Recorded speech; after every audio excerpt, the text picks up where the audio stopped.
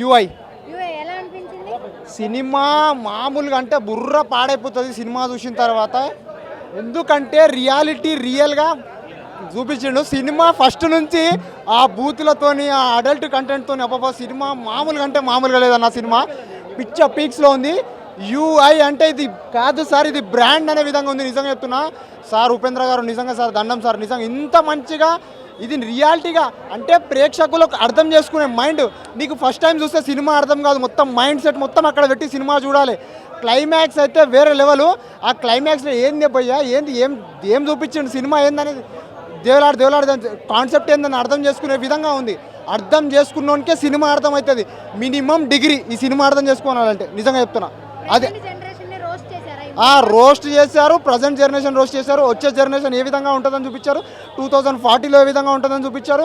కులాలు, మతాలు, ప్రాంతాలు, రాజకీయ నాయకులు, డబ్బు, కామపిచ్చి ప్రతి ఒక్క దాన్ని ఏ విధంగా ఉందనేది చూపించాడు సినిమాలో. అది వేరు, ఇది వేరు. అది వేరు, ఇది వేరు. ఇది వేరే విధం. ఎందుకంటే దీంట్లో రియాలిటీగా మొత్తం నువ్వు ఏది మాట్లాడాలనుకుంటే అది మాట్లాడేసిండు. ఏ బూత్ చెప్పాలనుకుంటే సినిమాలో చెప్పేసిండు. నేను మీరు చూస్తే మీకు అర్థమైపోతుంది. అడల్ట్ కంటెంట్ కూడా ఏ రేటెడ్ మూవీ లెక్క ఉంది.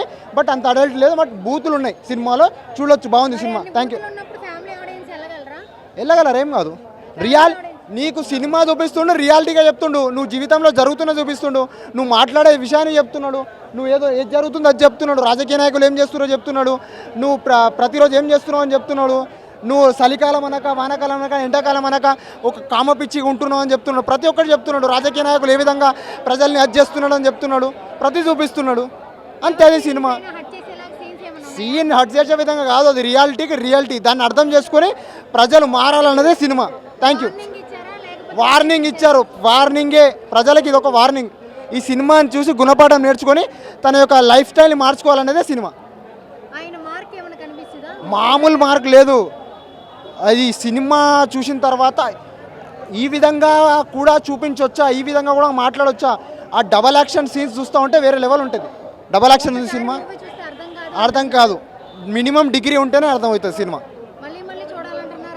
అవును, మళ్ళీ చూడాలి. మళ్ళీ చూసినా బోర్ కొట్టని సీన్స్. నీకు స్టార్టింగ్ సీన్స్ నుంచి నవ్వించడం అనే కానీ, మీకు మధ్యలో ఏడిపించడం కానీ, రియాలిస్టిక్గా చూపించడం కానీ, ప్రతి ఒక్క సీన్లో మీకు నవ్వొచ్చే విధంగా సినిమా చూపించండు. అందరూ చూడొచ్చు, ఏం కాదు. 5కి 4.5. Thank you.